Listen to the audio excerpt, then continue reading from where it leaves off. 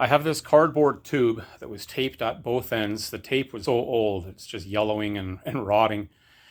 It contains posters, dozens of posters that I had rolled tightly.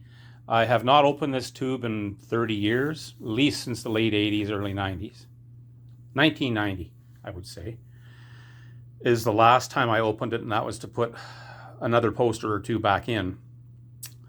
So it looks like my giant Doors poster there is a little kind of degraded along the edge.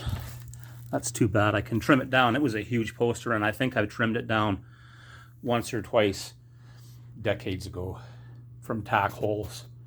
But that looks like damage just from sitting in that tube at either end. So I'm going to open these up and see what I got. So there we have my Fender poster, Strat and a Telecaster.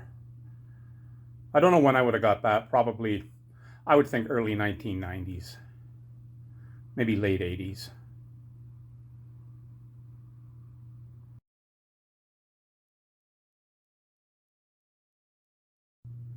And here we have a Led Zeppelin poster, Led Zeppelin 3. I would have probably gotten this late 1970s sometime.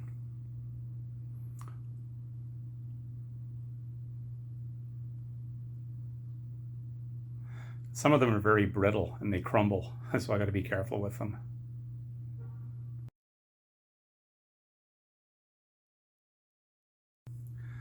And this is a poster of Ritchie Blackmore, Deep Purple guitarist, Rainbow guitarist.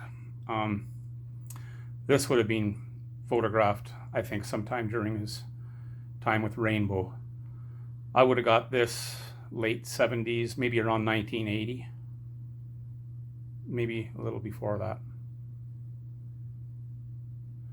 There he is with his Stratocaster and his Marshall stack.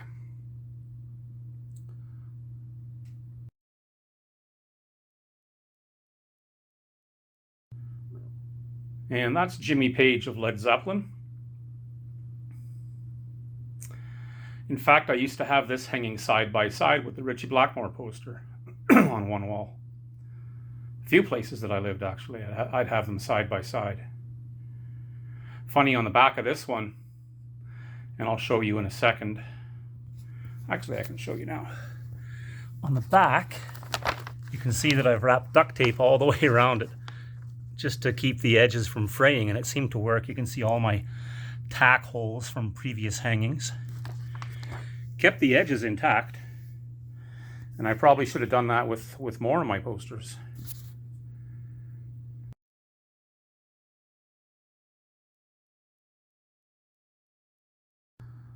And here it is, my Doors poster. I would say right where Ray Manzarek's elbow is, there used to be a good 3 inches more poster, top and bottom, all the way around this. I remember trimming it down little by little to the point where I really had, I think what I'm going to do is try and reinforce that and fix that so it doesn't rip any further.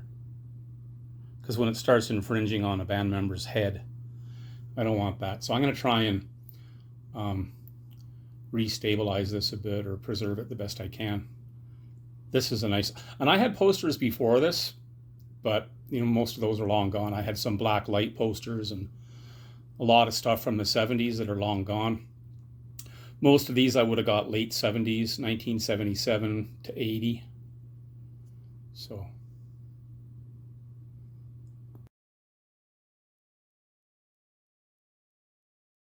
Yeah, no, this Grateful Dead poster, New York City, October 22nd to 31st, 1980. Music Hall, Radio City. So I probably got this early 80s. Yeah, I think that's when I acquired this, around 1983, 84.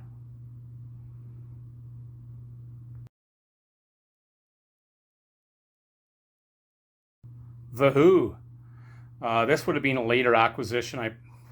I'm thinking around 2000, early 2000s. Yeah, and as a matter of fact, the bottom it says 2000. Right there. Just by the lack of tack holes, I think it's right away I knew it was more recent. So yeah, 2000. I don't think I bought too many posters in the 2000s. One of few, if any.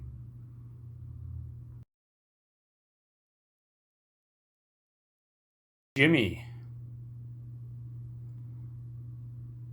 Yeah, I would have, looking at all the tackles in the corner and the fact that there's duct tape on the back of this one, I'd place it late 70s, maybe 1980.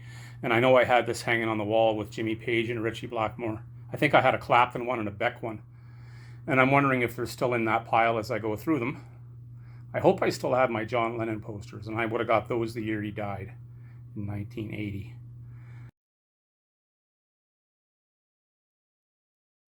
Another awesome Jimi Hendrix poster. Would have got this late 1970s.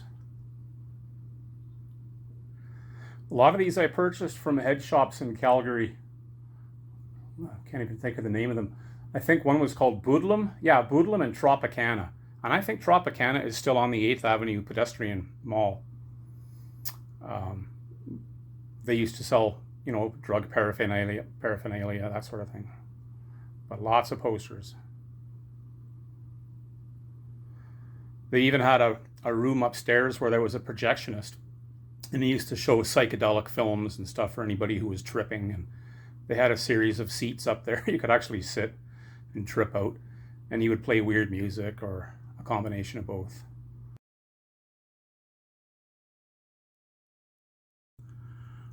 Led Zeppelin promotional poster for their Earl's Court shows. This, of course, would be a replica. I would have probably got this during the 80s at some point. I would say early 80s, looking at how brown it is around the edges and all the tack holes in the corners. Always meant to get this one framed, never got around to it.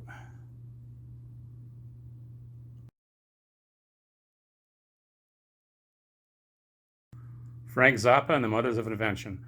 So this is Boston Tea Party. That would have been a show they did in Boston in 1970, even though the year isn't on there. I know that it would have been 1970.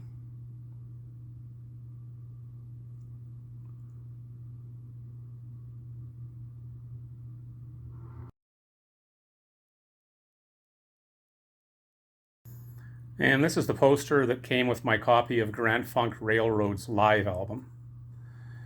It's you can tell by the folds, the creases, that it was stored in an LP cover. Yeah, I think it would have been better off stored like that rather than in this tube.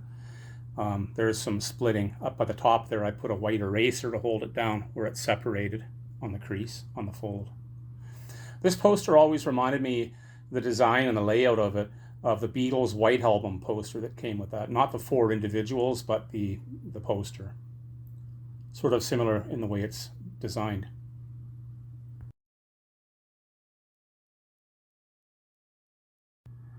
And there's the poster from my Beatles' White Album.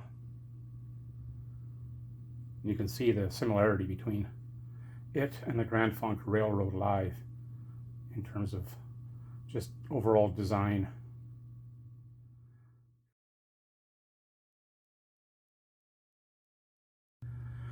And this one is from the album by War, Why Can't We Be Friends?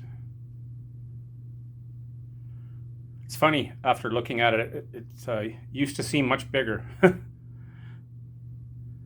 It's a good half the size of the other ones.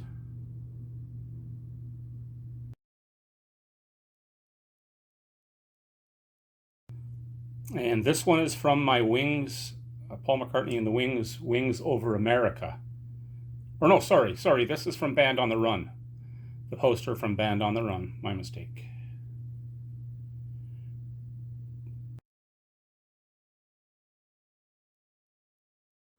And this one is from another LP. It's from the album Santana Abraxas. I always like this poster.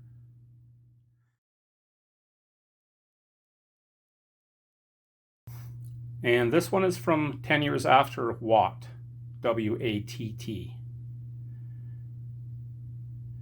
And I have many, many other posters that came with albums, with LPs, but thankfully the majority of those are still stored away in the LP cover. Yeah, things like George Harrison, All Things Must Pass, Pink Floyd, Dark Side of the Moon, I have that whole set. Yeah, Leonard Skinner, there's one. So yeah, there's a few that I have that are in the LP cover. These were just ones that were rolled up inside the tube. So yeah, that's that. I do have a few others that are non-music related. I didn't bother showing those. They were also in the tube. Bye.